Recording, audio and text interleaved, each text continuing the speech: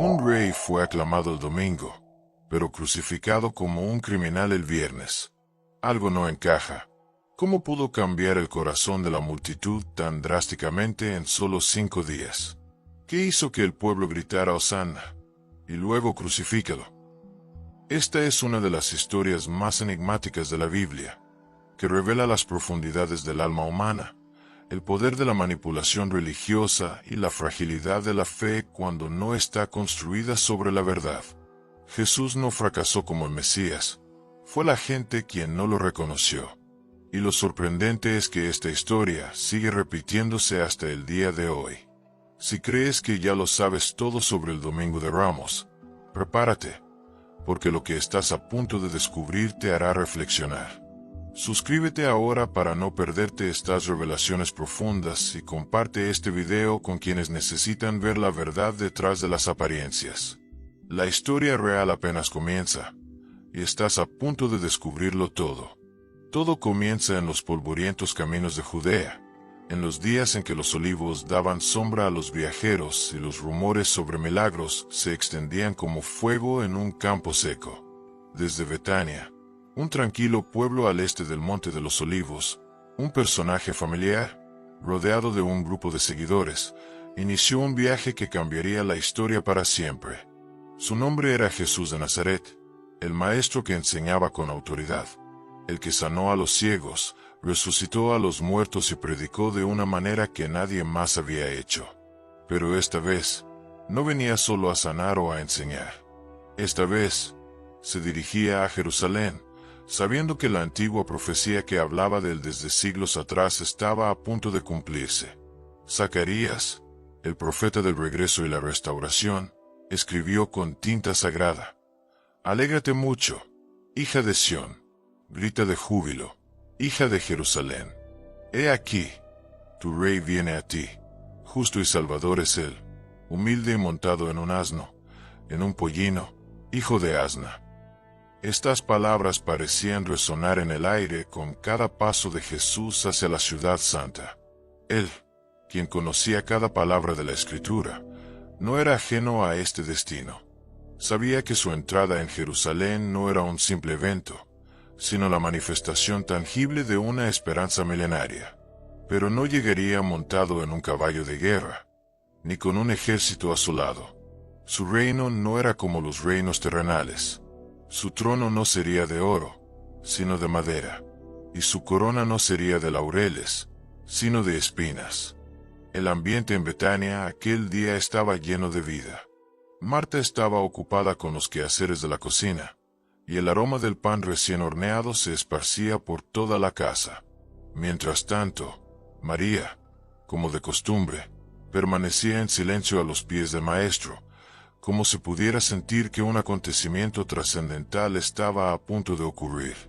Lázaro, el hermano que había sido resucitado por el Señor, observaba en silencio al rabí con amor y reverencia.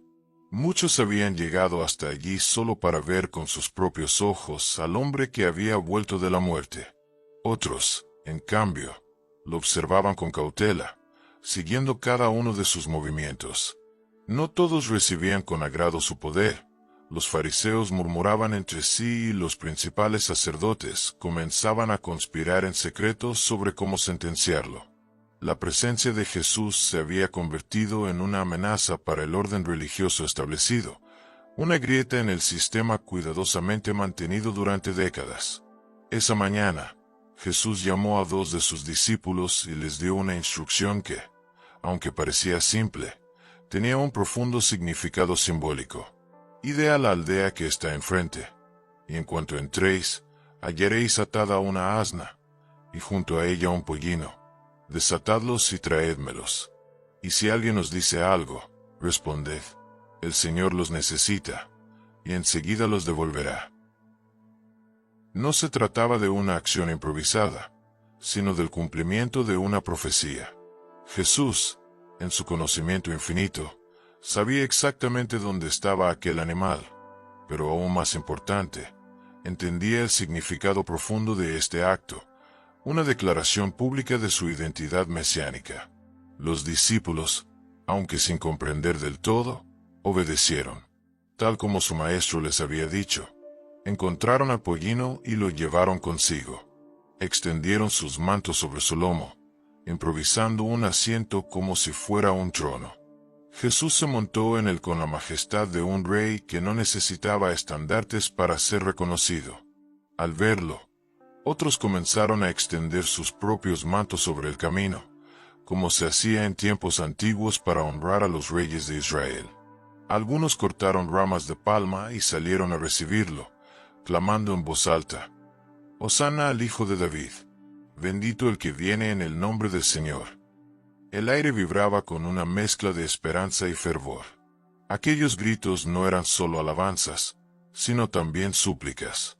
Al clamar «Sálvanos ahora», creían que Jesús estaba a punto de alzarse en armas, derrocar el dominio romano y restaurar la gloria del trono de David. Pero Jesús, que conocía los corazones, entendía que este recibimiento estaba contaminado por expectativas equivocadas. Lo aclamaban como rey, sí, pero no comprendían de qué reino hablaba. Su corona no le sería dada por los hombres, sino por el Padre.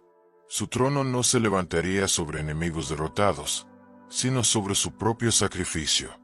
Mientras la multitud descendía desde el Monte de los Olivos hacia Jerusalén, las puertas de la ciudad se abrían, no solo físicamente, sino también en el ámbito espiritual. Ángeles invisibles custodiaban los cielos, y los ejércitos celestiales observaban atentamente el desarrollo del plan eterno. Esto no era solo una procesión humana, sino la manifestación de siglos de espera, de oraciones y de promesas cumplidas. Los fariseos, viendo que la multitud se hacía cada vez más ruidosa, se acercaron a Jesús con rostro severo y le dijeron: «Maestro, reprende a tus discípulos». Pero él, con la mirada firme, les respondió: «Os digo que si estos callaran, las piedras clamarían». Sus palabras no eran solo un desafío, sino una verdad cósmica. Todo el universo reconocía quién era él. Las piedras, los árboles, incluso el cielo mismo sabían que el Rey de la Gloria estaba entrando en Jerusalén. Sin embargo, el corazón humano, cegado por sus propias ideas y deseos, no podía ver la verdad. Así avanzaba Jesús entre los gritos de júbilo y las ramas de palma, entre sonrisas y lágrimas ocultas, hacia el destino que sabía que era inevitable. Jerusalén se alzaba ante él, majestuosa, con sus murallas bañadas por la luz del atardecer. Pero en lugar de sonreír, el maestro lloró. No lloró por miedo al dolor que le esperaba, sino porque la ciudad no había reconocido el tiempo de su visitación. La jornada apenas comenzaba, y aunque parecía una marcha triunfal, en lo más profundo ya resonaban los ecos de la traición, la soledad y la cruz. Sin embargo, incluso en ese momento, la profecía continuaba cumpliéndose, porque cada paso de Jesús era una declaración silenciosa. El verdadero rey había llegado, no para ser servido, sino para servir y dar su vida en rescate por muchos. Solo unos días antes de que el grito de Hosana resonara en los muros de Jerusalén, un acontecimiento aún más impactante había sacudido las aldeas vecinas. En Betania, donde el polvo del camino se mezclaba con las lágrimas del duelo, un milagro inesperado había estremecido no solo la fe de quienes lo presenciaron, sino también los cimientos espirituales y políticos de toda Judea. Lázaro, el amigo amado de Jesús, había muerto. Llevaba 4 días en la tumba. La muerte, implacable y silenciosa, había sellado su destino, hasta que la voz del Hijo de Dios rompió la quietud del sepulcro con un clamor que no solo hizo temblar la piedra, sino que rasgó el velo que separaba el cielo de la tierra. «Lázaro, sal fuera». Y él salió. Los ojos incrédulos de los testigos no podían comprender lo que veían. El cuerpo que ya había comenzado a descomponerse se levantó, envuelto en vendas funerarias, con el rostro cubierto con un sudario. El aire se impregnó de algo más que asombro. Era reverencia, temor santo y esperanza condensados en un solo instante. Los que habían estado llorando junto a Marta y María pasaron del lamento a la estupefacción, y de la estupefacción al testimonio ferviente. Corrieron a Jerusalén, a Jericó, a Galilea, a cualquier lugar donde pudieran contar lo que sus ojos habían visto y sus oídos habían oído. Porque no era un rumor, sino una verdad. Un muerto había vuelto a la vida solo con una palabra. La noticia se propagó como fuego impulsado por el viento de la profecía. Quienes escuchaban no podían permanecer indiferentes. Había algo diferente en este hombre de Nazaret. No solo enseñaba con autoridad, sino que tenía poder sobre la vida y la muerte. Y si podía resucitar a un muerto, ¿no sería acaso el Mesías prometido? ¿No era aquel de quien Isaías habló, quien abriría los ojos de los ciegos, destaparía los oídos de los sordos y desataría la lengua de los mudos? Ahora, incluso las tumbas obedecían su voz. Los corazones comenzaron a arder con expectativas mesiánicas. Los susurros en las plazas, los murmullos en los pasillos del templo crecían día a día, y entre la multitud, algo más fuerte que la fe estaba tomando forma, la esperanza de un nuevo amanecer para Israel. Pero no todos estaban felices. En el seno del Sanedrín, el consejo de ancianos, escribas y sumos sacerdotes, la noticia no fue recibida con gozo, sino con alarma. El poder de Jesús ya no era solo un asunto teológico, sino una amenaza real. El sumo sacerdote en funciones, Caifás, convocó una reunión de emergencia. El ambiente era tenso. Algunos fariseos estaban decididos a actuar. Los saduceos, menos interesados en lo espiritual y más en lo político, también coincidieron en un punto. Si este hombre seguía haciendo milagros, todos creerían en él, y eso provocaría la ira de Roma. Si lo dejamos seguir así, todos creerán en él, y vendrán los romanos y destruirán nuestro lugar santo y nuestra nación. El miedo los unió, pero también los cegó. No vieron en Jesús al Salvador, sino la chispa de un posible desastre. Entonces, Caifás, con voz seca y firme, pronunció palabras que resonaron con ecos proféticos que trascendían su propia intención. Ustedes no saben nada. No comprenden que es mejor que un solo hombre muera por el pueblo, y no que toda la nación perezca. Sin saberlo, aquel hombre habló con la voz del destino, porque en su deseo de proteger su posición, proclamó el sacrificio del único que realmente podía salvar a Israel, y no solo a Israel, sino al mundo entero. Desde aquel día, decidieron matarlo. El milagro de Lázaro no solo marcó un punto de inflexión en la percepción del pueblo, sino que aceleró la maquinaria de la traición, porque el poder sobre la vida, en manos de un hombre demasiado libre, demasiado puro, demasiado amado, era algo inaceptable para aquellos que habían construido su influencia sobre el control del pueblo. Jesús no pedía dinero, no vendía el perdón, no negociaba con los poderosos, solo decía la verdad. Y la verdad, cuando penetra en los rincones oscuros del alma, enciende llamas. Mientras tanto, Lázaro se convirtió en un testigo viviente. No hablaba mucho, no era necesario. Su sola presencia era un sermón silencioso. Cada mirada dirigida hacia él enfrentaba la evidencia de lo imposible. Muchos iban a Betania no solo para ver a Jesús, sino para contemplar al que había vuelto de la muerte.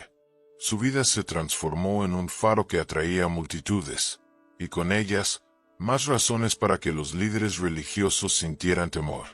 Más tarde, Juan escribiría que incluso planearon matar a Lázaro, porque muchos judíos habían creído en Jesús por causa de él. Mientras tanto, Jesús, consciente del peligro creciente, no se retiró. Al contrario, avanzó hacia Jerusalén como un cordero que voluntariamente se dirigía al sacrificio. Cada paso llevaba un propósito eterno. Sabía que no sería el milagro de Lázaro lo que cambiaría al mundo para siempre, sino uno aún mayor, su propia resurrección. Pero antes de eso, debía entrar en la ciudad santa, donde lo aclamarían como rey. Menos de una semana después, lo rechazarían como un criminal. Lázaro, Marta y María lo vieron partir aquella mañana con los ojos llenos de lágrimas, entre el orgullo y la tristeza. Sabían que algo estaba por ocurrir, algo grande, algo irreversible, pero también sabían, en lo más profundo de su fe, que el Maestro no había venido a comenzar algo, sino a completarlo. Y aunque la oscuridad comenzaba a extenderse sobre los caminos de Judea, la luz que avanzaba hacia Jerusalén brillaba más fuerte que nunca, porque los muertos habían comenzado a resucitar, y el mundo nunca volvería a ser el mismo. El sol descendía lentamente mientras la silueta majestuosa del Monte de los Olivos se recortaba contra el cielo primaveral. Desde allí, la visión de Jerusalén era como un cuadro viviente. La ciudad se alzaba sobre las colinas como una novia radiante, con el templo resplandeciendo en su centro como una joya sagrada. Desde la distancia, el bullicio de la multitud ya se hacía eco. Los caminos que llevaban a la Puerta Dorada estaban llenos de peregrinos de todas partes que venían para la Pascua. Pero esta vez, había algo diferente en el aire. No era solo la expectativa de la fiesta, sino un rumor profundo que se esparcía como un aroma en las calles. Jesús viene. El Hijo de David está entrando en Jerusalén. Jesús, plenamente consciente del significado de cada gesto, no eligió al animal que montaría por casualidad, sino con la precisión de aquel que ejecuta una escena ya escrita. No entró caminando como un profeta errante, ni montado en un caballo de guerra como los reyes paganos. Eligió un pollino, un burro joven que nunca había sido montado, símbolo de humildad, paz y servicio. Era la manifestación viva de las antiguas palabras de Zacarías, aún resonando entre los pergaminos en las sinagogas. He aquí, tu rey viene a ti, justo y salvador, humilde, y montado sobre un asno, sobre un pollino, hijo de asna. Aquel que creó los cielos y la tierra ahora avanzaba hacia la ciudad sobre una criatura sencilla, como si el rey del universo se revistiera con el manto de la humildad para conquistar no con espada, sino con el corazón. A medida que avanzaba, los discípulos, nerviosos pero llenos de gozo, extendían sus mantos en el suelo, como los antiguos israelitas lo hacían al honrar a un rey. Era un gesto de sumisión, honra y reconocimiento, y la multitud, contagiada por la fe y el fervor, comenzó a cortar ramas de palma y agitarlas al viento, clamando con voces entrelazadas como un río desbordado. Hosana al Hijo de David, bendito el que viene en el nombre del Señor. Hosana en las alturas. No era solo un saludo, era una declaración. Estaban proclamando a Jesús como el Mesías, el heredero del trono de David, el rey largamente esperado durante siglos. Cada palma alzada era como una espada simbólica contra la opresión. Cada hosana, que significa sálvanos ahora, era un clamor ardiente. El pueblo anhelaba la libertad, no solo del dominio romano, sino de las cadenas invisibles que los habían atado por siglos de sufrimiento, silencio profético y corrupción.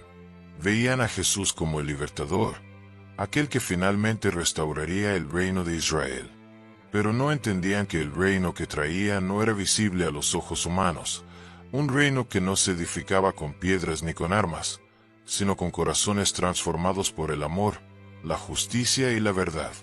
Los fariseos, furiosos, rechinaban los dientes en medio de la multitud. El pueblo se les escapaba de las manos. Habían visto a otros autoproclamarse Mesías antes, pero nadie tenía tal poder, nadie enseñaba y obraba como Jesús. Se acercaron al Maestro en medio de la algarabía y le exigieron con severidad: «Reprende a tus discípulos». Pero él, con la serenidad de quien conoce el final desde el principio, les respondió con palabras que retumbaron como un trueno divino. «Os digo que si estos callaran, las piedras clamarían». Porque aquel momento no era solo un acto humano, sino un evento cósmico. Toda la creación reconocía al Rey que venía en el nombre del Altísimo. Las piedras, los árboles, el viento, todo estaba en armonía para exaltar al que avanzaba sobre el pollino hacia su destino. Los niños cantaban, los ancianos lloraban, las mujeres aplaudían con ramas en sus manos. Era como si el alma de Israel despertara después de un largo sueño. Jerusalén temblaba con cada paso del asno. Y aunque muchos no lo comprendían, los cielos lo sabían. El Rey de paz, el príncipe anunciado por Isaías, entraba en su ciudad, no con ejércitos, sino con lágrimas contenidas. Porque aunque hoy lo aclamaban, pronto lo traicionarían. Aunque lo reconocían como el Salvador, pronto clamarían por su sangre. El contraste era profundo. Mientras la multitud celebraba su triunfo, Jesús miró la ciudad con tristeza. Se detuvo, contempló sus murallas, sus casas, su templo, y lloró. Sí, el rey lloró, porque sabía que Jerusalén no había reconocido el tiempo de su visitación. No entendieron que ese día se cumplía la promesa proclamada por los profetas durante siglos. No sabían que estaban ante el Cordero de Dios, el único que podía traer paz verdadera, no con pactos políticos, sino a través del sacrificio eterno. Y así, entre palmas y alabanzas, Jesús cruzó las puertas de la ciudad. Los cánticos aún resonaban, pero la tensión espiritual empezaba a crecer, como una nube oscura en el horizonte. Los enemigos se retiraban, pero no se rendían. Lo que para la multitud era una victoria, para el infierno era una amenaza. El Mesías había entrado en Jerusalén, no para reclamar un trono de piedra, sino para subir a una cruz de sacrificio. La gente aún no lo sabía, pero el reino ya había comenzado. Y su rey, humilde y glorioso, avanzaba no hacia una coronación de oro, sino hacia una corona de espinas. Y él continuó su marcha, mientras los gritos de júbilo aún resonaban en las calles empedradas de Jerusalén. En los corazones de muchos comenzaba a surgir una pregunta que aún no se atrevían a pronunciar. ¿Cuándo comenzará la rebelión? Porque si Jesús era realmente Mesías, debía alzarse en armas, proclamar la independencia del pueblo de Dios, expulsar a los romanos como Moisés derrotó a Faraón, como David humilló a los filisteos. No era solo un deseo, era una esperanza alimentada por generaciones, una expectativa construida con fragmentos de antiguos pergaminos, interpretaciones fervorosas y anhelos insatisfechos. El pueblo judío vivía bajo la sombra de la opresión romana, un imperio que no solo los gobernaba con leyes y tributos, sino que pisoteaba su dignidad, profanaba su tierra y se burlaba de su fe. Los soldados romanos, arrogantes y armados, patrullaban las calles con brutal autoridad. Las estatuas de los emperadores adornaban ciudades sagradas. El pueblo de Dios, que debía ser cabeza de las naciones, ahora era la cola, humillado, esperando una liberación que parecía no llegar nunca. Pero en el corazón de las Escrituras aún permanecían las promesas, y esas promesas ardían como fuego en los huesos del pueblo. Porque un niño nos es nacido, hijo nos es dado, y el principado sobre su hombro. Y se llamará su nombre admirable, Consejero, Dios fuerte, Padre eterno, Príncipe de paz. Lo dilatado de su imperio y la paz no tendrán fin. Así escribió Isaías siglos atrás. Y Daniel, en sus visiones apocalípticas, también habló de un hijo de hombre que vendría sobre las nubes del cielo, a quien se le daría dominio, gloria y reino, para que todos los pueblos le sirvieran. Ese lenguaje lleno de poder fue interpretado una y otra vez como una descripción del Mesías guerrero, un líder invencible, un libertador político, un rey divino. De generación en generación, la imagen colectiva del pueblo fue moldeando a aquel esperado. Y así, cuando Jesús realizó señales milagrosas, cuando sanó a los enfermos, cuando enseñó con una autoridad jamás vista, muchos vieron en él el cumplimiento de esas profecías, pero lo miraban a través del lente de sus propias necesidades terrenales. Anhelaban una espada en su mano, una rebelión en su boca, un ejército de ángeles tras él. Esperaban que hiciera descender fuego del cielo, que resucitara ejércitos como Elías o que derribara fortalezas como Josué. Pero Jesús no hablaba de guerra, sino de perdón. No llamaba a la lucha, sino al arrepentimiento. Esta diferencia sutil pero profunda comenzó a crear una grieta entre la imagen del Mesías que el pueblo imaginaba y la verdadera identidad del Mesías que tenían ante sus ojos.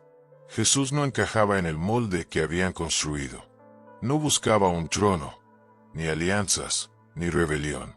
Su mensaje era claro: mi reino no es de este mundo. Y aunque esas palabras eran tan poderosas como una espada afilada, también confundían a aquellos que anhelaban una revolución visible. Incluso sus discípulos no fueron inmunes a esta confusión. Pedro, en una ocasión, llevó a Jesús aparte para reprenderlo cuando el maestro anunció su muerte. «Señor, ten compasión de ti. En ninguna manera esto te acontezca».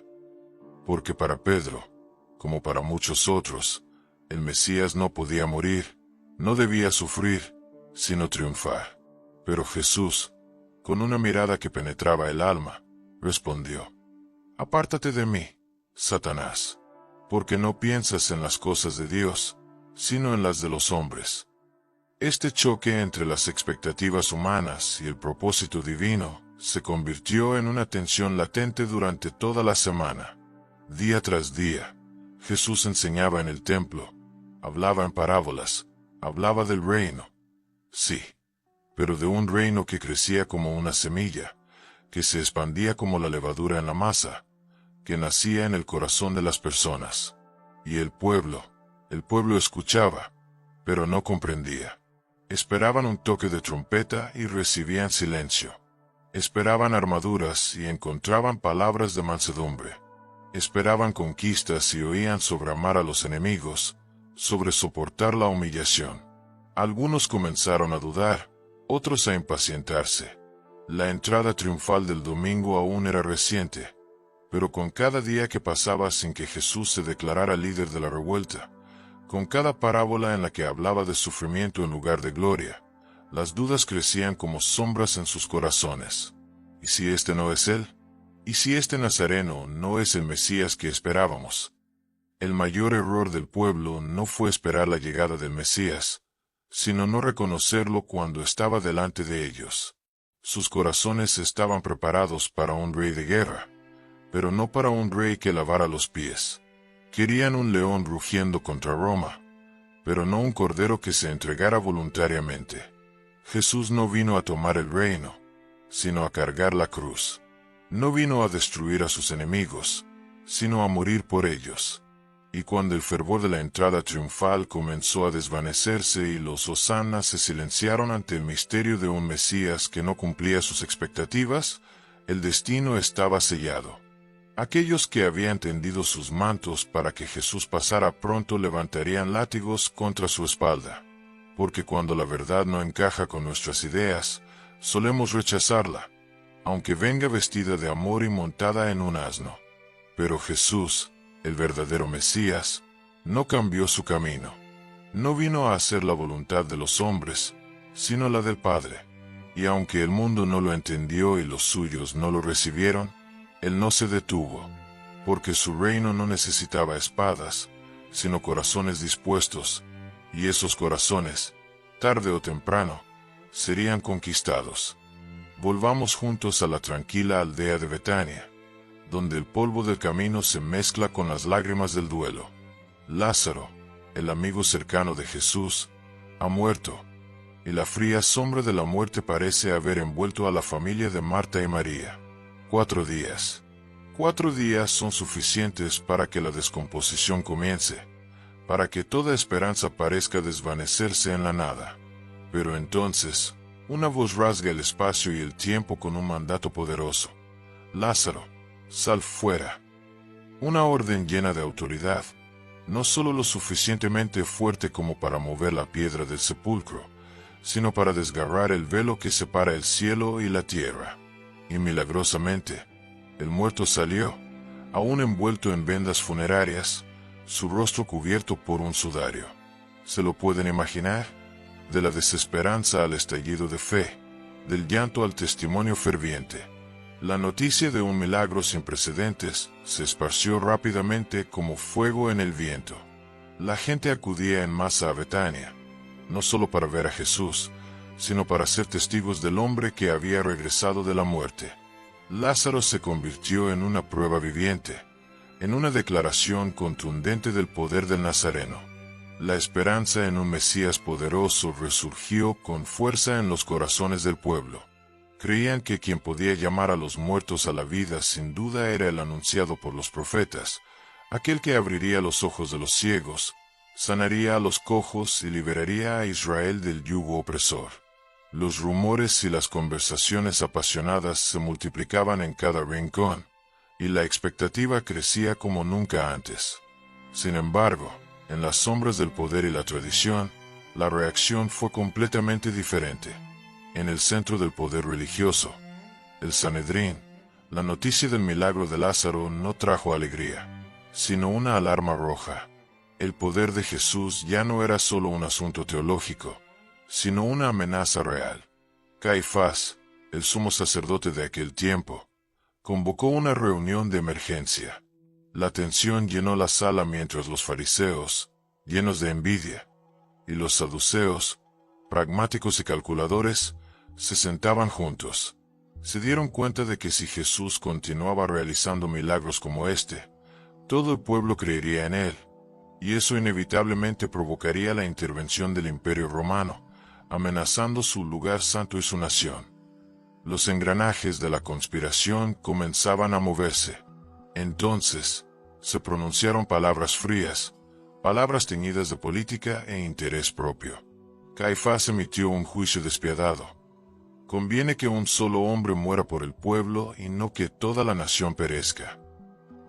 Sin saberlo, profetizó desde un corazón lleno de intrigas, y el veredicto fue sellado. Jesús debía morir. El milagro de Lázaro, en lugar de ablandar corazones endurecidos, se convirtió en la gota que colmó el vaso, acelerando la traición. Un poder de vida en manos de un hombre demasiado libre, demasiado puro, demasiado amado, era inaceptable para aquellos cuyo dominio se basaba en el control y la mentira. La música se intensifica. Jesús no titubeó. Sabía bien el peligro que se cernía sobre él, pero siguió avanzando hacia Jerusalén, como un cordero que va voluntariamente al sacrificio. Sabía que el milagro de Lázaro era solo el preludio, que el milagro más grande estaba por venir, su propia resurrección. Mientras tanto, Lázaro se convirtió en un testimonio viviente, un mensaje silencioso de la victoria de la vida sobre la muerte.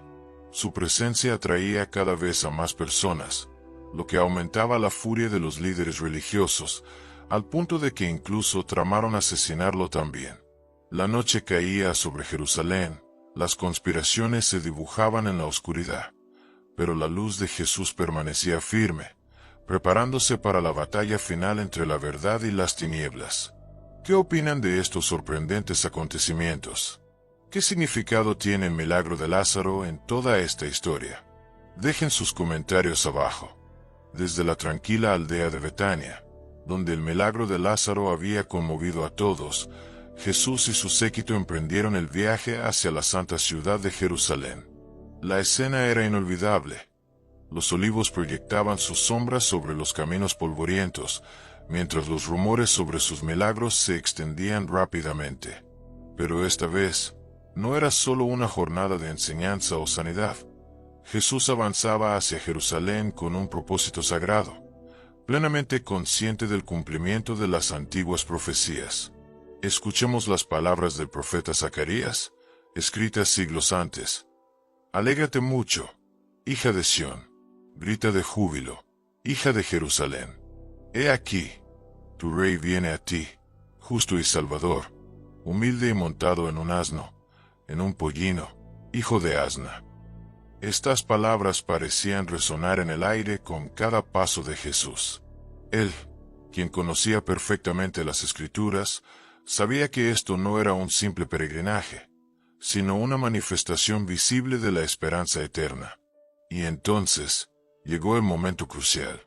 Jesús llamó a 2 discípulos y les dio una instrucción que, aunque parecía sencilla, estaba cargada de significado simbólico. Buscar un asno y su cría. No fue un acto improvisado, sino la activación deliberada de la profecía. Jesús, en su omnisciencia, sabía exactamente dónde estaban estos animales. Más aún, comprendía el profundo significado de este acto, una declaración pública de su identidad mesiánica. Los discípulos obedecieron, tal como Jesús había dicho. Encontraron a los animales, colocaron sus mantos sobre el pollino, creando un trono improvisado, y Jesús montó sobre él con la dignidad de un rey que no necesitaba estandartes para ser reconocido. Cuando la multitud se acercaba a Jerusalén, otros comenzaron a extender sus mantos sobre el camino, como en los tiempos antiguos cuando Israel honraba a sus reyes. Incluso cortaron ramas de palmeras y las agitaron mientras gritaban: «Hosanna al Hijo de David, bendito el que viene en el nombre del Señor».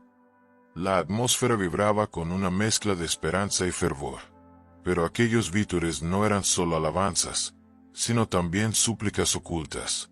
«Sálvanos ahora», clamaban, creyendo que Jesús estaba a punto de tomar las armas, derrocar el dominio romano y restaurar el reino de David. Sin embargo, Jesús, quien conocía los corazones de los hombres, entendía que sus aclamaciones estaban teñidas de expectativas equivocadas. Lo recibían como rey, pero sin comprender de qué reino hablaba.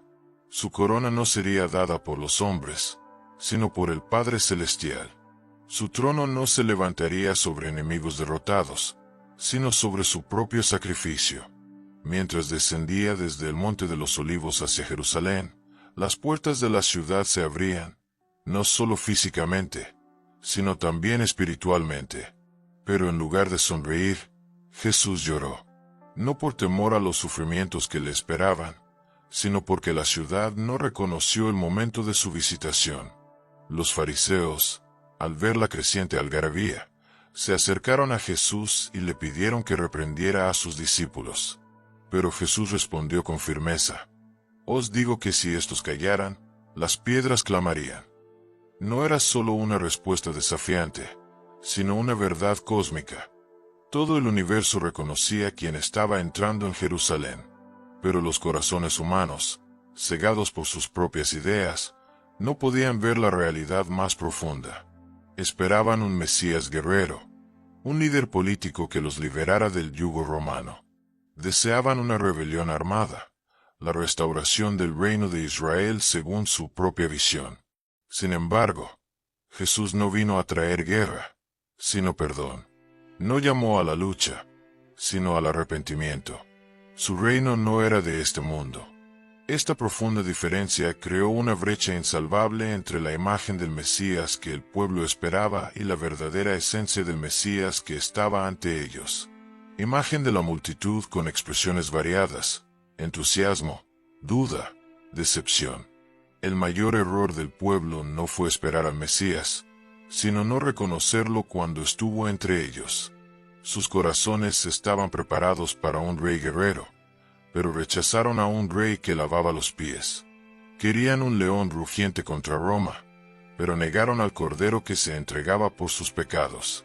Y así, entre gritos de Hosanna y ramas de palma, Jesús entró en Jerusalén, cargando en su interior una tristeza profunda por la ceguera de su pueblo. El camino hacia la cruz había comenzado, un camino en el que las alabanzas de hoy pronto se convertirían en el clamor de «Crucifíquenlo». Desde el principio, la relación entre la multitud y Jesús se construyó sobre expectativas. No lo seguían por quien era Él, sino por lo que creían que haría. Esperaban milagros, banquetes de pan en abundancia y, sobre todo, la liberación política. Lo veían como el Mesías que pondría fin al dominio romano, restauraría la gloria de Israel y les devolvería la dignidad de un pueblo libre. Pero con el tiempo, comenzaron a darse cuenta de que Jesús no actuaba como ellos esperaban.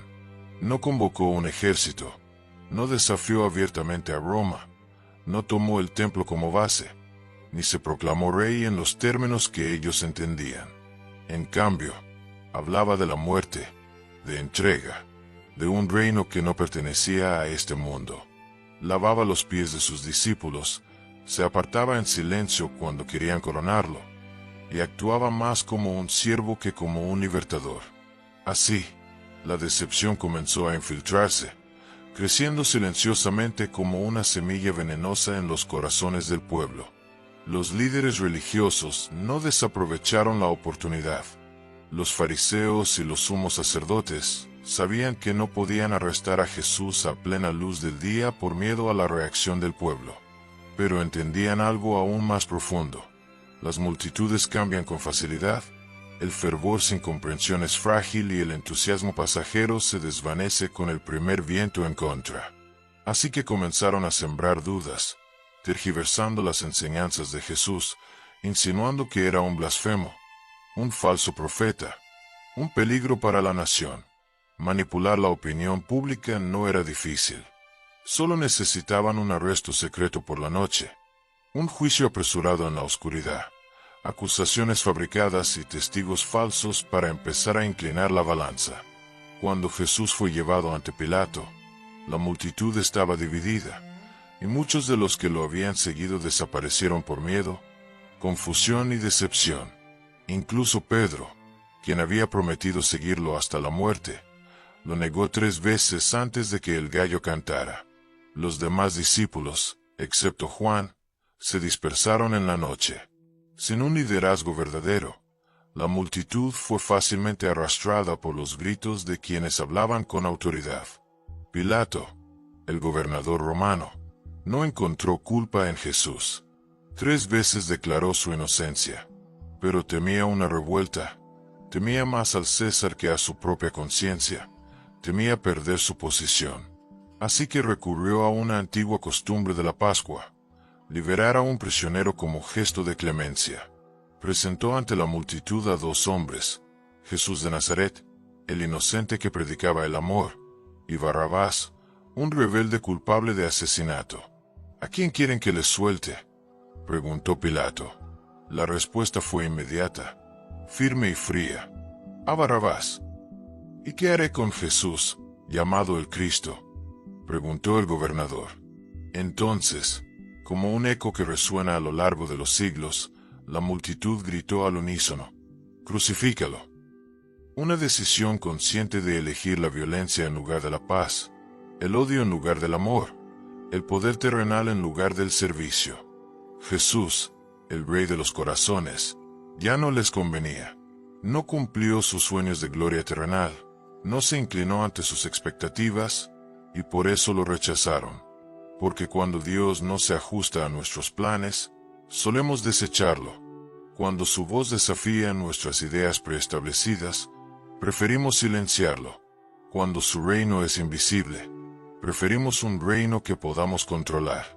La psicología de las multitudes es frágil, inestable y fácilmente manipulable.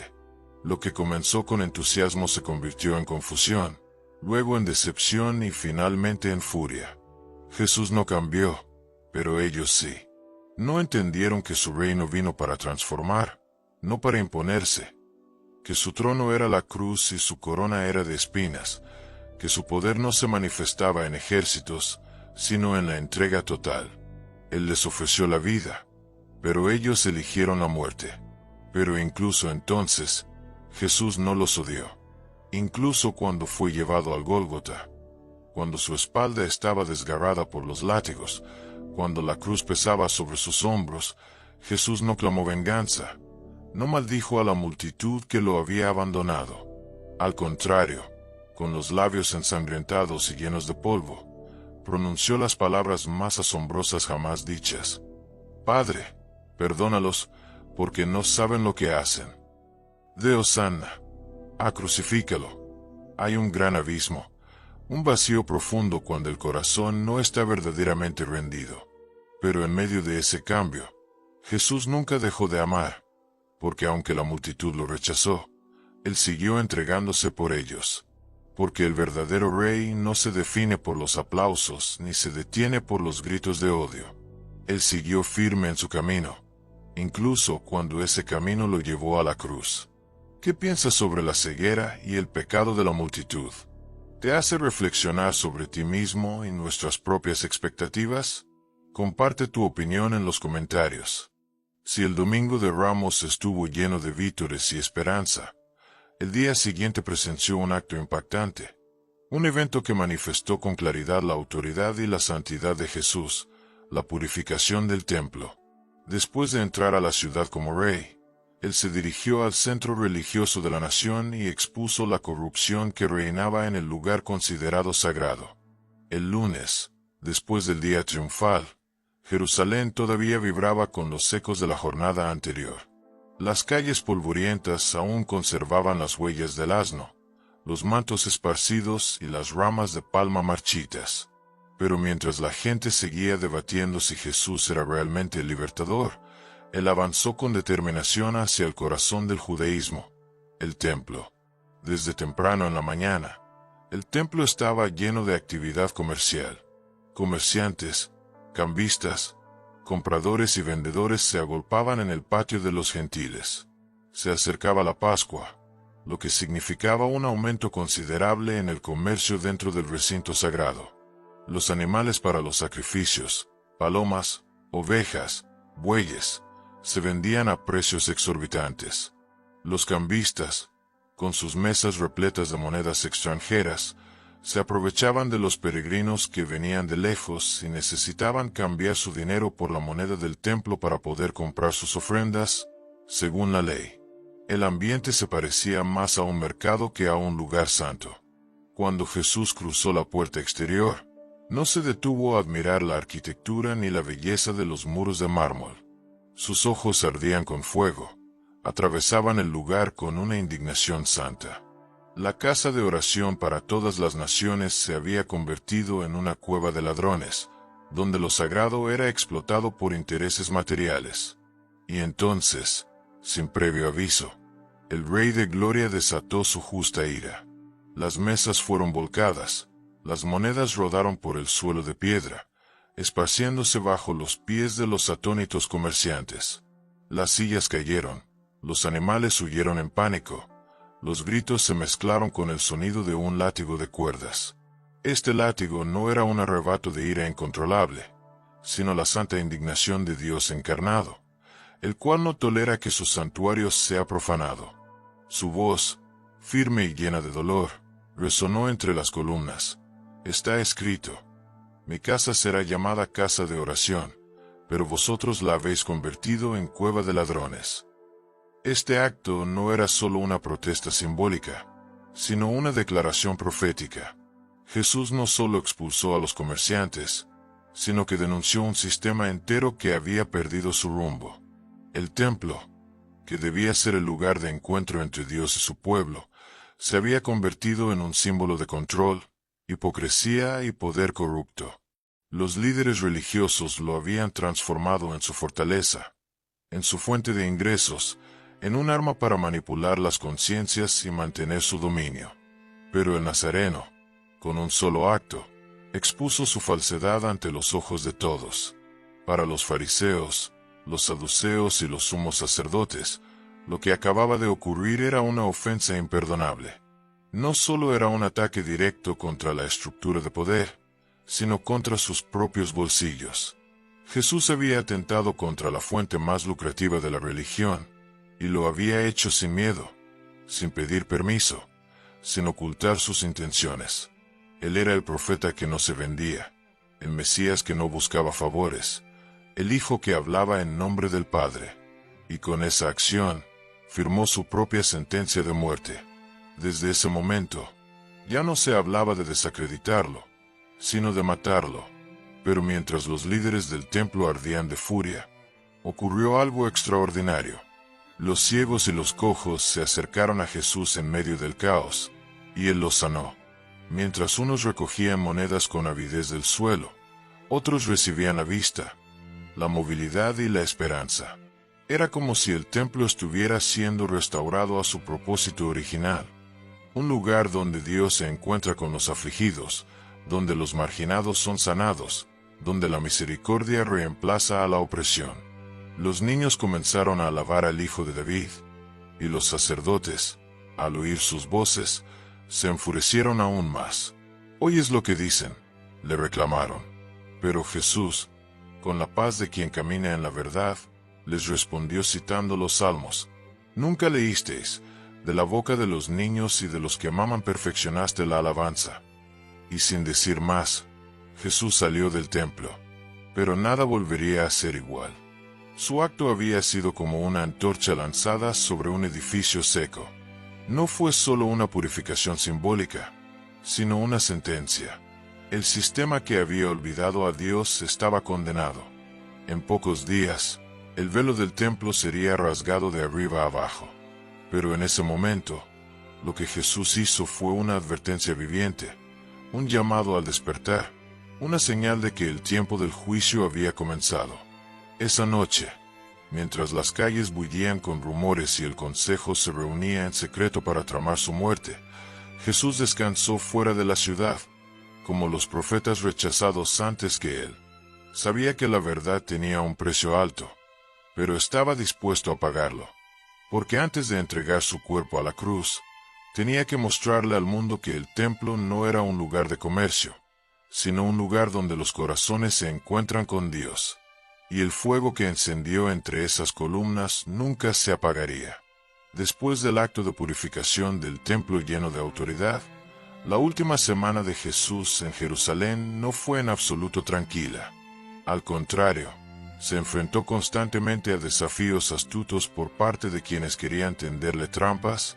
Al mismo tiempo, no dudó en condenar su hipocresía y falsedad. Los días posteriores al impactante evento en el templo transcurrieron en una atmósfera de tensión creciente. Los gritos de Hosana del Domingo de Ramos parecían haberse desvanecido en el aire. En su lugar, quedó un pesado silencio, no la ausencia de sonido, sino una carga eléctrica llena de expectativas rotas, miradas sospechosas y corazones divididos. Sin embargo, Jesús no se escondió. Cada día, desde temprano en la mañana, volvía al templo y enseñaba abiertamente. Su voz resonaba entre las columnas de mármol, y sus enseñanzas desafiaban las estructuras de poder invisibles. No enseñaba como los escribas, sino con la autoridad de quien conoce los corazones. La gente seguía reuniéndose para escucharlo, algunos todavía asombrados por su sabiduría, otros simplemente movidos por la curiosidad. Pero entre la multitud se escondían observadores, hombres disfrazados de piedad, con rostros serios y rollos de la ley bajo el brazo. Eran enviados del Sanedrín, no para aprender, sino para atraparlo con sus propias palabras, como quien lanza una red para pescar. Los fariseos, guardianes estrictos de la tradición oral, fueron los primeros en acercarse. Rodearon a Jesús con una cortesía fingida, pero con intenciones afiladas como cuchillos. Maestro, sabemos que eres veraz y enseñas el camino de Dios con verdad. Dinos, ¿es lícito pagar tributo al César o no? Era una pregunta envenenada, una trampa sutilmente tendida. Si respondía sí, perdería el favor del pueblo, que odiaba el yugo de Roma. Si respondía no, podrían acusarlo ante el imperio como un rebelde. Pero Jesús, con una calma sobrenatural, les pidió que le mostraran una moneda. ¿De quién es esta imagen y esta inscripción?, preguntó, sosteniendo un denario con la efigie del César. Ellos respondieron, con cierta vacilación, del César.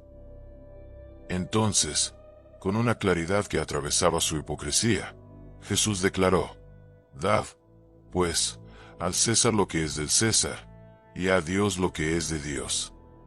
Sus palabras no solo respondieron a la pregunta, sino que también expusieron la corrupción de sus corazones. No entendían que el verdadero problema no era el impuesto, sino la idolatría oculta, la lealtad dividida entre el reino de Dios y los intereses del mundo. Se retiraron, confundidos y derrotados. Pero otros vinieron tras ellos. Los saduceos, la aristocracia que negaba la resurrección de los muertos, intentaron ponerlo en aprietos con una historia absurda sobre una mujer que se casó 7 veces. Querían ridiculizar la esperanza en la vida eterna. Pero Jesús, con voz serena, les reveló que en la resurrección las personas no viven bajo los mismos esquemas terrenales. Los reprendió: Erráis, porque no conocéis las Escrituras ni el poder de Dios. Les mostró que incluso en la Torá, que ellos veneraban, Dios se había revelado como el Dios de Abraham, Isaac y Jacob, no un Dios de muertos, sino de vivos. La multitud se estremeció de asombro. El nazareno hablaba con una sabiduría que ni los más instruidos podían refutar. Pero lo que los desarmaba no era solo su lógica, sino la verdad misma. Una verdad que no dependía de la retórica, sino que golpeaba directamente el alma. Y cuando los líderes religiosos quedaron en silencio, avergonzados ante la gente, el resentimiento en sus corazones ardió aún más ferozmente. Entonces Jesús, con palabras tajantes, alzó la voz como los profetas de antaño. Con una determinación inquebrantable, proclamó lo que nadie se atrevía a decir.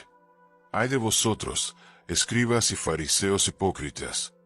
Los acusó de poner cargas pesadas sobre los demás, de limpiar el exterior de la copa mientras por dentro estaban llenos de robo y desenfreno, de adornar las tumbas de los profetas, aunque sus propios antepasados los habían asesinado. Cada palabra era como un martillo que golpeaba el altar de su falsa religiosidad. Los rostros de los líderes, al principio imperturbables, se transformaron poco a poco en máscaras de furia contenida. Sabían que el pueblo los observaba, que su prestigio se desmoronaba ante todos, pero aún no podían actuar. Y cuando el sol comenzó a ocultarse tras los techos dorados del templo, Jesús concluyó su enseñanza con un lamento que estremeció a los que lo escuchaban. «Jerusalén, Jerusalén, tú que matas a los profetas y apedreas a los que te son enviados. ¿Cuántas veces quise juntar a tus hijos como la gallina junta a sus polluelos bajo sus alas, y no quisiste?» Sus palabras no eran una condena ciega, sino el grito de un amor herido, el lamento de un padre viendo a su hijo perderse, el suspiro de un esposo rechazado, el llamado de un creador dirigiéndose una vez más a la ciudad que lo había rechazado. Y la ciudad guardó silencio, un silencio que no era vacío, sino el preludio del juicio. Jesús salió del templo, y nadie lo detuvo. Los días de gloria habían pasado, dejando en su lugar una tensión creciente, un clamor silencioso que empujaba todo hacia un desenlace inevitable. Y mientras las luces comenzaban a encenderse en la ciudad santa, los corazones de la gente comenzaron a cambiar. La multitud que antes lo seguía ahora dudaba. Los que lo habían aclamado, ahora lo miraban con desconcierto. Y aquellos que lo odiaban, finalmente habían tomado una decisión. La aparente calma ocultaba la tormenta que se avecinaba. La serpiente ya se deslizaba por los pasillos del templo. Y Jesús, aunque sabía exactamente lo que le esperaba, permaneció en silencio, firme, con la mirada puesta en la cruz, porque no había venido a ganar debates, sino a salvar almas, y cada palabra suya era una semilla sembrada en el campo de la eternidad. En la oscuridad que rodea los últimos días de Jesucristo en Jerusalén, hay una sombra aún más grande que se extiende sigilosamente, infiltrándose entre los más cercanos a él. Esa sombra es la traición de un discípulo, alguien que caminó, comió y fue testigo de los milagros extraordinarios junto con Jesús, Judas Iscariote. En los rincones más profundos del alma humana, donde nacen las acciones más incomprensibles, se formó una grieta sutil en la relación entre Judas y Jesús. La caída de Judas no fue un acto impulsivo, sino un proceso lento y delicado, como una fisura que se forma en silencio antes de estallar. Judas no era un extraño. Fue uno de los 12 elegidos por Jesús. Caminó junto al Maestro por los polvorientos caminos de Galilea, compartió muchas cenas y fue testigo de milagros que desafiaron toda lógica. Vio a los leprosos sanados, a los demonios huyendo con solo una palabra, y el mar en calma ante el llamado de su rabí. Sin embargo, algo dentro de él nunca terminó de rendirse ante el reino que Jesús proclamaba. Muchos piensan que Judas traicionó por avaricia, por las 30 piezas de plata prometidas por los líderes religiosos. Pero ese dinero, aunque vergonzoso, no explica completamente su motivación. No era una suma grande ni una riqueza que justificara su decisión. La verdadera motivación parecía ser algo más profundo, proveniente de una desilusión. Judas, como muchos otros, había esperado algo diferente del Mesías. Esperaba una revolución, poder, justicia inmediata. Tal vez al principio vio en Jesús al líder perfecto para encabezar una rebelión contra Roma. La sabiduría, el carisma y la autoridad espiritual de Jesús parecían señalar que un nuevo reino visible e indiscutible estaba a punto de ser establecido. Pero con el tiempo, los signos comenzaron a contradecir sus expectativas. En lugar de reunir un ejército, Jesús enseñaba a amar a los enemigos. En lugar de planear una rebelión, enseñaba paciencia. En lugar de conquistar territorios, buscaba corazones. Y cuando entró en Jerusalén, no lo hizo montado en un caballo de guerra, sino en un burro, símbolo de la humildad. La purificación del templo no fue el inicio de una rebelión, sino un acto profético. Luego vinieron los días de tensión, las continuas llamadas al arrepentimiento, las parábolas sobre el reino espiritual. Todo esto no coincidía con el Mesías que Judas había imaginado. La diferencia entre el Mesías que él había imaginado y el Mesías que tenía delante de él se volvió insoportable. El corazón de Judas comenzó a endurecerse. Donde antes había admiración, ahora había decepción. Donde antes había fe, ahora había cálculo. Y cuando su mente se cerró ante el verdadero propósito de Jesús, las palabras del Maestro comenzaron a parecer vacías, desconectadas de la realidad. Fue entonces cuando buscó a los enemigos de Jesús. No lo hizo abiertamente, ni con gritos ni amenazas, sino en secreto, en la oscuridad, como todo lo que nace en las sombras. Los sumos sacerdotes y los ancianos, que buscaban una forma discreta de arrestar a Jesús sin causar alboroto, vieron en Judas la oportunidad perfecta. Cuando él apareció con su propuesta fría, ellos pesaron la plata y la pusieron en sus manos, y el trato quedó sellado. Desde ese momento, Judas comenzó a buscar la oportunidad adecuada para entregar a su maestro. Pero incluso en su traición, Judas es el reflejo de muchos, porque no fue el único que se sintió decepcionado. Muchos en la multitud, al ver que Jesús no tomaba el poder por la fuerza, comenzaron a alejarse. La multitud que lo había vitoreado en el Domingo de Ramos comenzó a volverse indiferente, incluso hostil. Y no porque Jesús les hiciera daño, sino porque él no cumplía con sus expectativas, no se ajustaba al molde que deseaban. Era más fácil rechazarlo que rendirse al reino invisible de él. Así, Judas no solo es un traidor, sino también un símbolo, una advertencia viva de lo que sucede cuando el corazón se aferra a ideas propias sobre Dios en lugar del propio Dios. Cuando el orgullo, la ambición o la desilusión ocupan el trono del alma, incluso la cercanía a la verdad se convierte en un terreno árido. Jesús sabía esto desde el principio. Muchas veces insinuó que entre los 12 había uno con el corazón torcido. Sin embargo, no rechazó a Judas. Le lavó los pies, lo llamó amigo, comió con él, le dio amor hasta el último momento.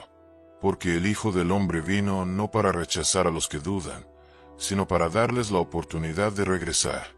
Pero Judas, cegado por su desilusión, eligió el camino sin retorno.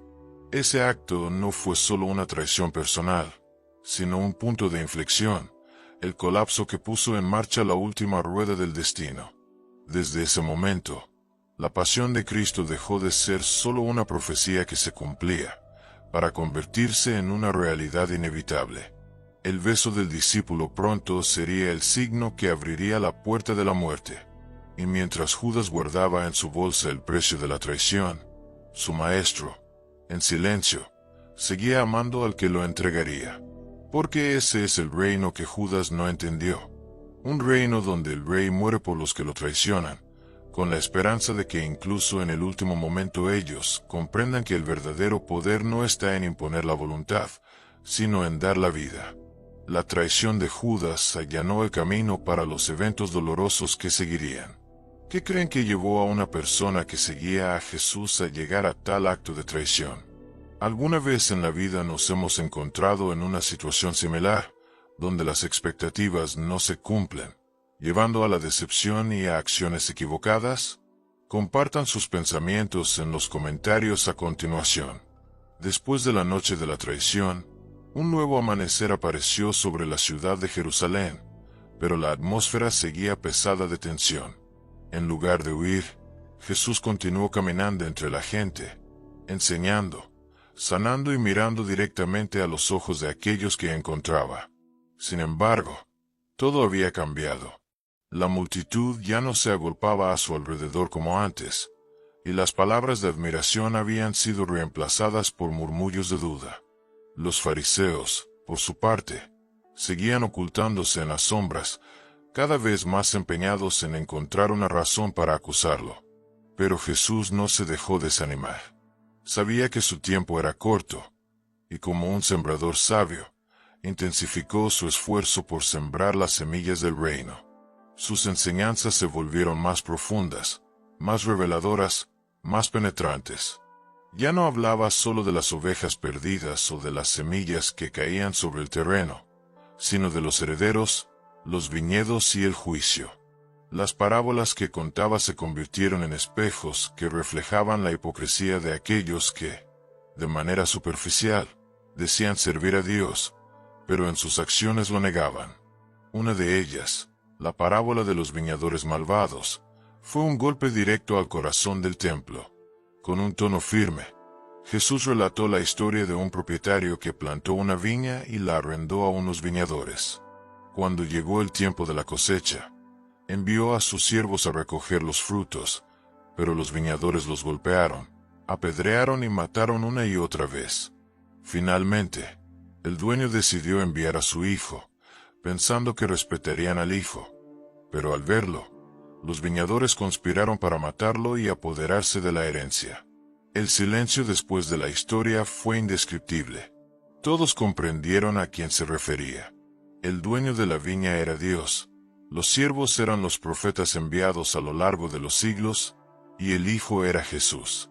Al contar esta parábola, Jesús desenmascaraba la dureza de corazón de Israel, especialmente de sus líderes.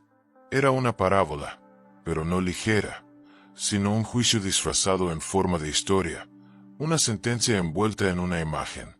Al finalizar, Jesús preguntó: «Entonces, ¿qué hará el dueño de la viña cuando venga?» Y la multitud, sin darse cuenta de que hablaba de ellos mismos, respondió: «Destruirá a esos malvados con una muerte horrible, y arrendará la viña a otros viñadores que le den los frutos a su debido tiempo».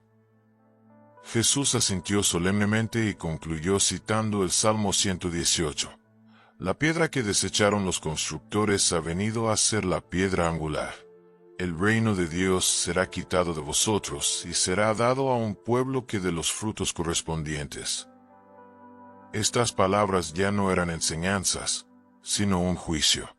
Los fariseos y los sacerdotes entendieron claramente que se refería a ellos. Ya no quedaba espacio para malentendidos. Jesús los había desenmascarado frente a toda la gente. Los guardianes de la ley, los expertos en las Escrituras, los que se sentaban en el asiento de Moisés, ahora eran identificados como los asesinos del Hijo. En lugar de arrepentirse, se endurecieron aún más, porque no hay nada más doloroso que una verdad que no estamos dispuestos a aceptar. El reino que Jesús proclamaba era muy diferente de lo que esperaban. Era un reino que comenzaba en el corazón de las personas, no en palacios. No tenía un ejército, sino compasión. No buscaba destruir a los enemigos, sino restaurar a los pecadores. No operaba por poder, sino por servicio. Era un reino silencioso, como la levadura en la masa, tan pequeño como una semilla de mostaza, escondido como un tesoro en un campo. Y eso no era lo que querían escuchar. La gente anhelaba señales claras, victorias gloriosas, una gloria instantánea. Querían un Mesías triunfante, no un Mesías que sufriera. Pero Jesús les hablaba de perder para ganar, de morir para vivir, de llevar la cruz en lugar de empuñar la espada. ¿Cómo podían aceptar algo así? ¿Cómo podrían someterse a un rey que no impone su voluntad, sino que solo invita? Las parábolas se convirtieron en una piedra de tropiezo para los arrogantes, pero a la vez una puerta abierta al reino para los humildes. Cada historia que contaba Jesús iba separando a aquellos que querían entender de aquellos que ya se habían decidido a rechazarlo. Jesús lo sabía, por eso a menudo terminaba sus parábolas diciendo: el que tenga oídos para oír, oiga. No todos querían escuchar, no todos estaban dispuestos a entender. Porque entender significaba dejar atrás ideas preconcebidas, aceptar que el reino de Dios es más grande, más profundo y más difícil que cualquier esperanza política o ambición religiosa.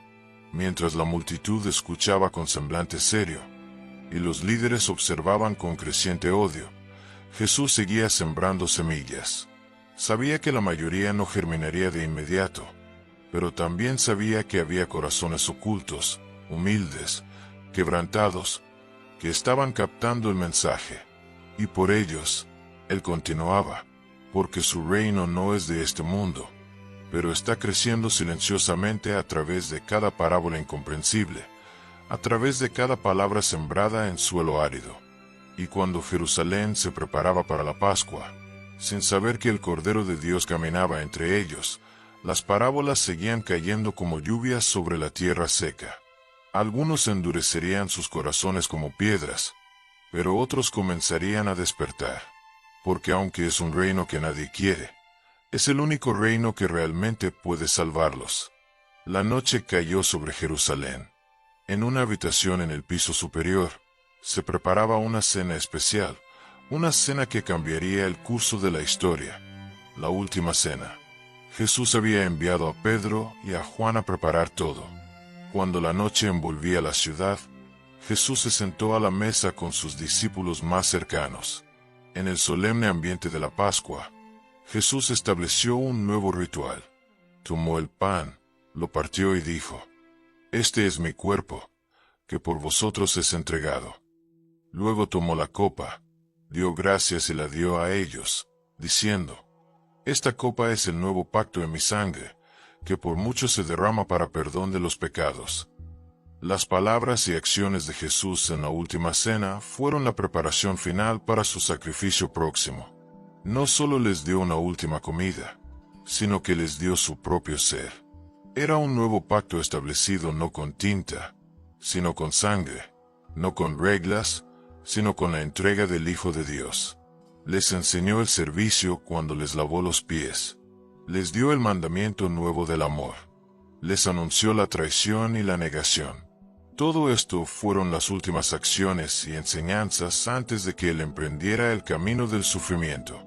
La última cena no solo es un recuerdo, sino una orden: haced esto en memoria de mí. Desde entonces, cada vez que los discípulos de Jesús se reúnen y celebran la cena del Señor, proclaman su muerte y resurrección hasta que Él vuelva. Mientras la noche tranquila cubría Jerusalén, y en cada hogar judío se esparcía el aroma del pan sin levadura y las especias de la Pascua, un evento importante se desarrollaba en silencio en una habitación en el piso superior. Era la última cena, la última comida de Jesús con sus amigos más cercanos. Una noche santa, una noche para recordar el día en que Dios liberó a Israel de la esclavitud en Egipto. Jesús había dado instrucciones cuidadosas a Pedro y Juan: id a la ciudad, y encontraréis a un hombre que lleva un cántaro de agua, seguidlo.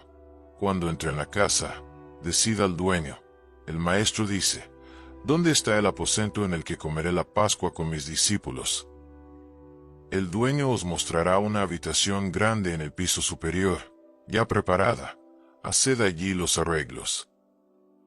Todo sucedió tal como él lo había dicho. En la cálida habitación del piso superior, la mesa estaba preparada para la última cena, la fiesta del Cordero con los que él amaba. Los discípulos llegaron con sentimientos de ansiedad y confusión. Judas, con la intención de traicionar, trataba de ocultar la carga invisible que llevaba.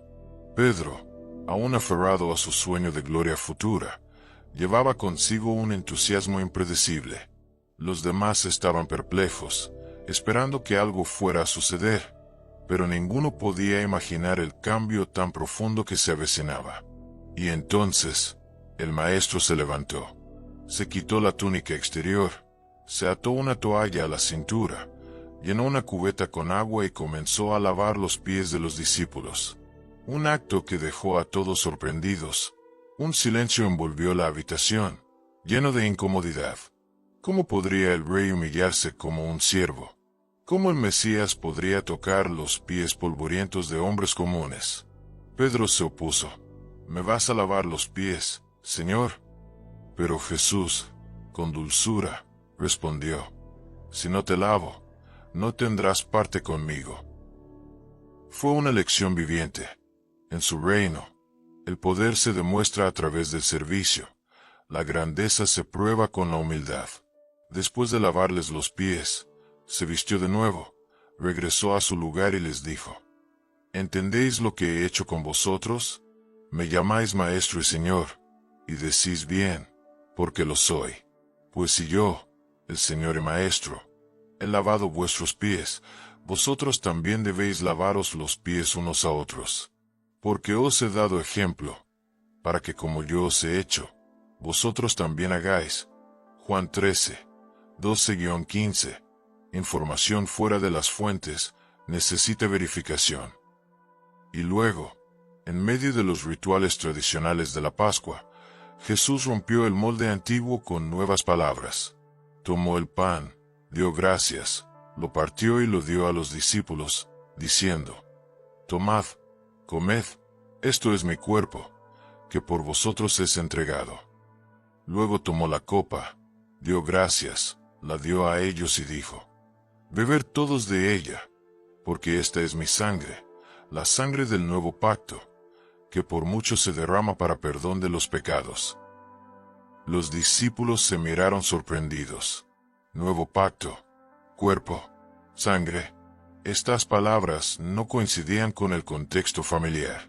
Ellos estaban acostumbrados a recordar la sangre del cordero en la noche de la Pascua en Egipto, pero ahora Jesús se comparaba a ese cordero.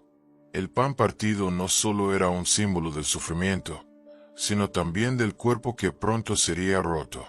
El vino, antes símbolo de alegría y promesa, ahora representaba la sangre de un sacrificio vivo, un pacto sellado no con tinta, sino con el sacrificio del Hijo. Aún no entendían completamente. ¿Cómo podrían entender, cuando en sus mentes aún tenían la imagen de una restauración nacional, y soñaban con tronos a su derecha e izquierda? La cruz no estaba en su sistema teológico. El sufrimiento no encajaba con sus expectativas de gloria. Pero Jesús, con paciencia divina, les dio más que una lección, les dio una herencia. Porque en esa mesa, bajo la luz tenue de las lámparas, estaban realizando el acto más íntimo de comunicación entre Dios y el hombre, la cena del Señor. Jesús sabía que esa era la última noche con ellos antes de su sacrificio.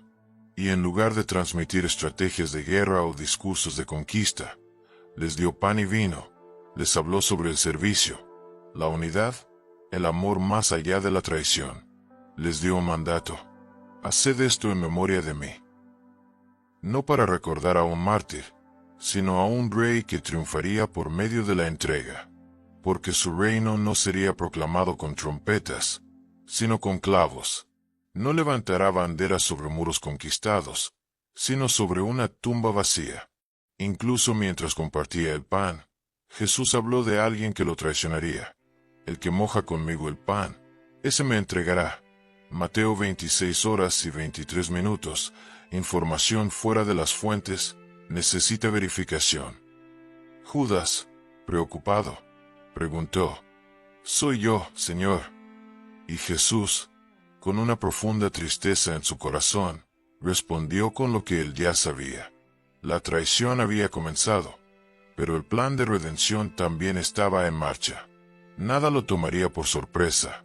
La traición, el abandono o la cruz, todo estaba en el nuevo pacto. Y cuando cantaron el himno, tal vez uno de los salmos de la Pascua, esa fue la última melodía que Jesús cantó con los discípulos antes de ir al huerto de Getsemaní. Salieron de la habitación en el piso superior y se adentraron en la oscuridad de la noche, pero en sus corazones aún resonaban las palabras del Maestro. El reino estaba más cerca que nunca, pero no como lo habían imaginado. Comenzó con el pan partido y el vino derramado, y pronto ese símbolo se haría realidad en la cruz del Gólgota, donde el Rey derramaría su sangre para sellar el pacto eterno de amor, perdón y vida. La última cena lo cambió todo, porque desde entonces, cada vez que los siguen se reúnen para partir el pan y levantar la copa, recordarán que la victoria del reino no viene por conquista, sino por sacrificio.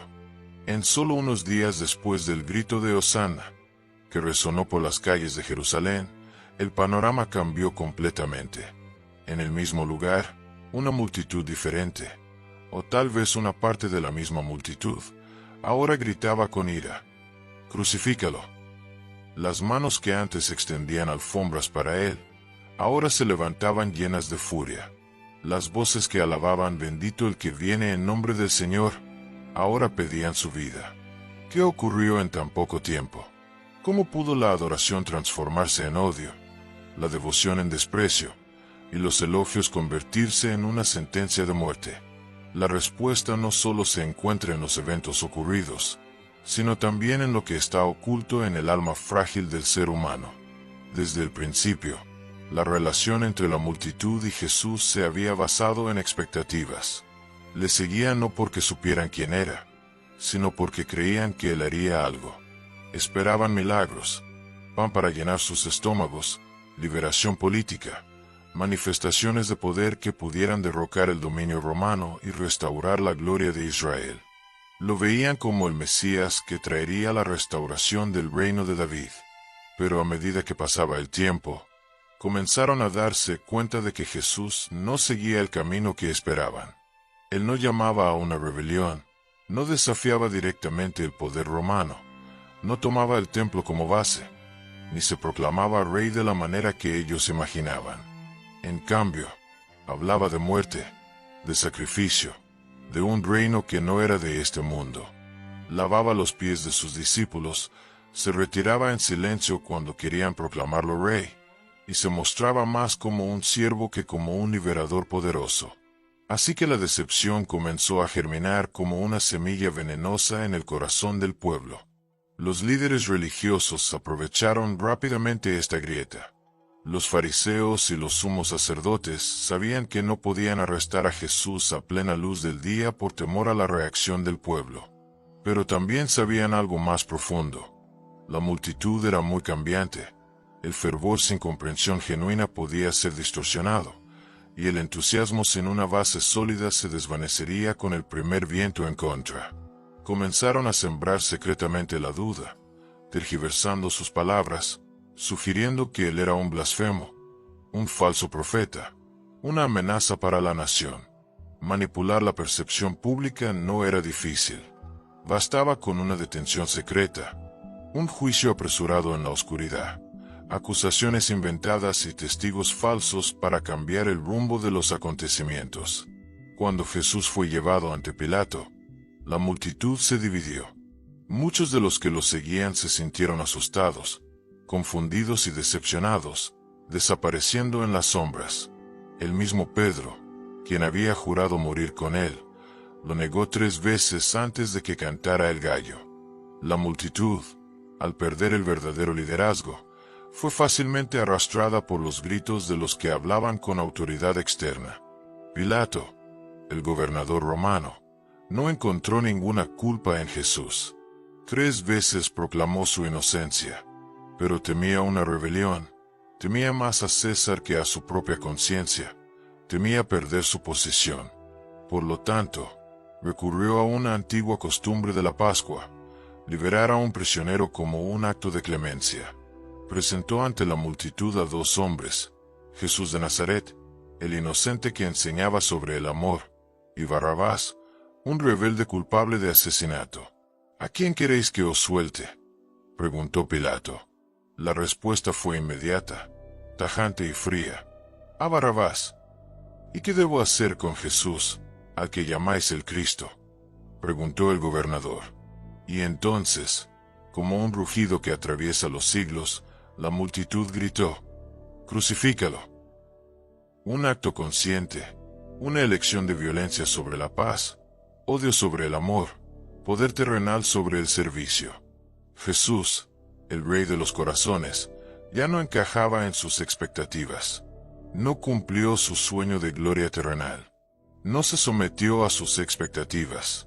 Y por eso, lo abandonaron. Porque cuando Dios no se ajusta a nuestros planes, solemos rechazarlo. Cuando su voz desafía nuestras ideas preconcebidas, preferimos silenciarla. Cuando su reino es invisible, deseamos uno que podamos controlar. La psicología de la multitud es frágil, inestable y fácilmente manipulable. Lo que comenzó con entusiasmo se transformó en confusión, luego en decepción y finalmente en furia. Jesús no cambió, pero ellos sí cambiaron. No entendieron que su reino no vino para imponer, sino para transformar. Que su trono era la cruz y su corona una corona de espinas. Su poder no se manifestaba en un ejército, sino en un sacrificio total. Él les dio vida, pero ellos eligieron la muerte. Pero incluso así, Él no les guardó rencor. En el camino hacia el monte Gólgota, bajo el peso de la cruz, oró: «Padre, perdónalos, porque no saben lo que hacen». Lucas 23:34. Desde Hosanna hasta Crucifícalo, hay una distancia que no es solo un paso, sino un abismo cuando el corazón no se somete verdaderamente. Pero en medio de este cambio, el amor de Jesús nunca se agotó, porque aunque la multitud lo rechazó, Él continuó ofreciéndose por ellos. Porque el verdadero Rey no es definido por los aplausos, ni se detiene ante los gritos. Él continuó firme en su camino, incluso cuando ese camino lo llevó a la cruz. El amanecer teñido de gris sobre Jerusalén no era causado por nubes, sino por la carga espiritual que envolvía toda la ciudad. Ese día, la justicia enfrentaría uno de los juicios más decisivos de la historia. En el tribunal romano, un espacio frío de mármol y sombras, Poncio Pilato, gobernador de Judea, estaba sentado en su estrado. Ante él se encontraba quien había conmocionado al mundo con sus enseñanzas, poder y amor: Jesucristo. Pilato, un hombre experimentado en gobernar una provincia tan inestable como Judea, estaba acostumbrado a los conflictos religiosos y a la manipulación de los líderes del templo. Pero ese día, algo era diferente. Aunque la túnica de Jesús estaba manchada después de una noche de arresto y tortura, su mirada aún irradiaba la dignidad de un rey que no necesitaba defenderse. Con curiosidad y escepticismo, Pilato le preguntó a Jesús: «¿Eres tú el rey de los judíos?». Sin resentimiento ni miedo, Jesús respondió: «Tú lo dices. Mi reino no es de este mundo». Esta respuesta desconcertó al gobernador. Esas no eran palabras de un rebelde. No había intención de guerra, política o venganza. Jesús hablaba con poder, pero también emanaba una paz que superaba toda lógica. Pilato salió y, enfrentando a la multitud, declaró algo que debería haber cerrado el juicio: «No encuentro ningún delito en este hombre». Pero los líderes religiosos, con rostros tensos y palabras amargas, no permitieron que el juicio terminara tan fácilmente. Insistieron en acusar a Jesús de ser un perturbador, de haber incitado a la gente desde Galilea hasta Jerusalén. Las acusaciones vagas, pero repetidas con tono persuasivo, hicieron que la multitud comenzara a agitarse. Pilato percibió que lo que buscaba no era justicia, sino sangre. Quería liberar a Jesús, no por compasión, sino por estrategia. Se dio cuenta de que la verdadera amenaza para Roma no era Jesús, sino los celos de los sacerdotes. Así que apeló a una costumbre de la fiesta: liberar a un prisionero como acto de indulgencia durante la Pascua. Ese era su escape. Presentó ante la multitud dos nombres: Jesús de Nazaret y Barrabás. ¿Quién era Barrabás? Un hombre sanguinario, descrito en los evangelios como un rebelde, un criminal que había cometido asesinato en una revuelta contra Roma. Ante los ojos del imperio, era un criminal.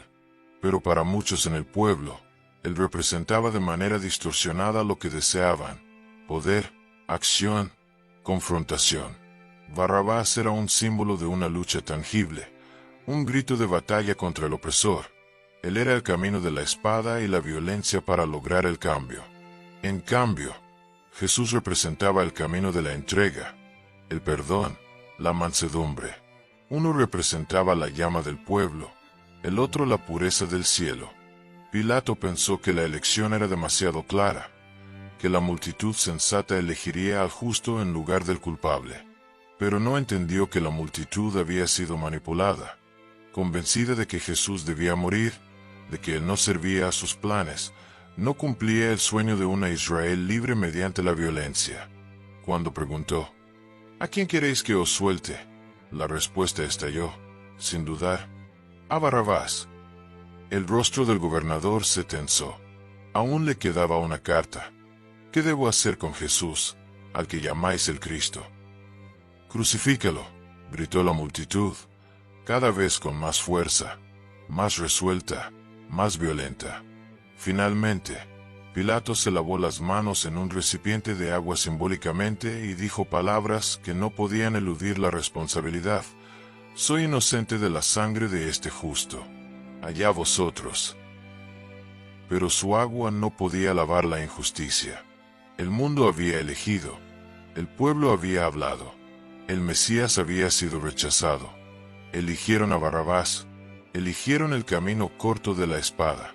Prefirieron a un asesino con promesas de revolución que al príncipe de paz que ofrecía vida eterna. Preferían a quien hablaba de luchar, más que al que hablaba de perdón. Apoyar una meta tangible es más fácil que satisfacer el alma. Levantar el puño es más fácil que arrodillarse. Así, en un juicio que parecía una sentencia humana, se reveló una verdad divina. La humanidad, sin el espíritu que la guíe, siempre tomará decisiones equivocadas, siempre preferirá la violencia al amor, el poder al sacrificio, la gloria tangible al reino invisible. Jesús fue entregado no porque no hubiera pruebas de su inocencia, sino porque su pureza era insoportable para un mundo corrompido. Fue condenado no por lo que había hecho, sino por lo que representaba: la amenaza de un reino que no tolera el pecado, que exige transformación, sumisión y fe. Mientras la multitud celebraba la liberación del rebelde, el Hijo de Dios fue entregado a los soldados. Las manos que sanaban pronto serían atadas, los pies que trajeron paz serían heridos, la voz que proclamaba vida pronto guardaría silencio. Pero solo por un tiempo, porque aunque lo habían rechazado, él seguía siendo el rey. Aunque habían elegido a Barrabás, él eligió el camino de la cruz. Y esa decisión santa, voluntaria, sublime, abriría la puerta al verdadero reino. No el reino de la violencia, sino el de la salvación. Porque el pueblo se equivocó, pero el reino. Saludos a todos. El cielo de Jerusalén ese día estaba teñido de un color de luto, no por las nubes oscuras, sino por el peso del pecado de la humanidad que cayó sobre los hombros de un hombre inocente. El cuerpo ensangrentado de Jesucristo fue retirado cuidadosamente de la cruz. Sus manos, que sanaban, ahora llevaban las marcas de los clavos, dolorosas. Su costado fue traspasado. Su corazón lleno de amor dejó de latir. Sus pies, que llevaban el evangelio de paz, ahora estaban sangrientos y fríos. José de Arimatea y Nicodemo, hombres con corazones nobles y una valentía inesperada, envolvieron suavemente el cuerpo de Jesús en sábanas blancas. Ungieron su cuerpo con perfumes, un último acto de respeto y compasión. Luego lo colocaron en una tumba nueva, cavada en una roca, cerca del lugar donde él fue crucificado. Una gran piedra fue rodada para sellar la tumba, y la noche en silencio envolvió todo. Para el mundo, todo había terminado. La voz que calmó el mar se había apagado. Los ojos que veían el corazón de las personas ahora estaban cerrados. Aquel que había sido aclamado como rey ahora yacía en la tumba como un criminal. La esperanza parecía también muerta. Los discípulos estaban dispersos como hojas secas llevadas por el viento. La ciudad volvió a su rutina diaria, como si nunca hubiera ocurrido nada extraordinario. Pero el cielo sabía algo que el mundo no entendía. El rey no había sido derrotado. Él simplemente estaba adentrándose más en su misión redentora. Y en la quietud del tercer día, cuando los primeros rayos del sol tocaron suavemente los olivos de Judea, la piedra fue removida, no por mano humana, sino por el poder de Dios Padre, el que vence la muerte. Jesucristo ha resucitado. La tumba estaba vacía, y con ella, el dominio del pecado y la muerte fue derrotado. La resurrección no fue un simple final, sino el punto culminante glorioso de una historia escrita desde la eternidad. Lo que el mundo veía como fracaso, en realidad era la victoria más grande. Aquel que había entrado en Jerusalén montado en un asno como un rey humilde, ahora resucitaba de entre los muertos como un rey eterno. Cuando María Magdalena lo vio en el jardín, pensó que era el jardinero. Sus lágrimas nublaban su vista. El dolor le impedía reconocer la verdad evidente. Pero cuando la llamó por su nombre, María, la oscuridad en su alma se desvaneció como el rocío bajo el sol. El Maestro ha resucitado. Y con esa revelación, el reino que parecía perdido comenzó a abrirse en su verdadera dimensión, no como una estructura política, sino como un reinado en el corazón de las personas. No desde un trono de oro, sino desde una tumba victoriosa. Jesucristo no regresó con espada ni ejército. No fue a Roma para exigir justicia, ni entró al templo para recuperar su trono. En lugar de eso, se apareció a los que le pertenecían, a los que le amaban y creían en él. Estaba con ellos, comía con ellos, les mostró sus heridas y les dio paz. Y él dijo: Toda autoridad me ha sido dada en el cielo y en la tierra. Les dio una misión: predicar que el reino ha llegado, que el perdón es posible, que la vida vence a la muerte. Luego ascendió al cielo, no como un alma invisible, sino como un rey regresando a su trono con la promesa de que regresará. Porque la historia no termina con la resurrección, ni se detiene en el Monte de los Olivos. El Domingo de Ramos solo fue el comienzo para un rey que ya reina y reinará por siempre. El mismo que fue rechazado regresará, no en humildad, sino en una gloria incomparable. Como vio el apóstol Juan en la Revelación, vi el cielo abierto, y he aquí, un caballo blanco. El que lo montaba se llama Fiel y Verdadero. En su vestidura y en su muslo tenía escrito un nombre: Rey de Reyes y Señor de Señores. Apocalipsis 19, 11-16. Ese rey regresará, y no habrá más confusión, duda o multitudes que cambien de parecer. Todos los ojos lo verán, todas las lenguas lo confesarán, todos los corazones, quieran o no, reconocerán que Él es el Señor.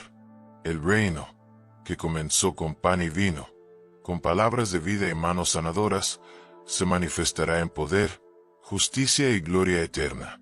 Pero hasta ese momento, el reino sigue expandiéndose, no con violencia, sino con amor, no con ejércitos, sino con testimonios, no con leyes impuestas, sino con corazones sometidos. Cada vez que alguien recibe a Jesucristo como su Rey, el reino se expande más. Cada vez que el pan es partido en su nombre, su muerte es proclamada hasta que Él regrese. El Jesús de la entrada triunfal fue aclamado y luego traicionado, pero su reinado no depende de la aceptación humana.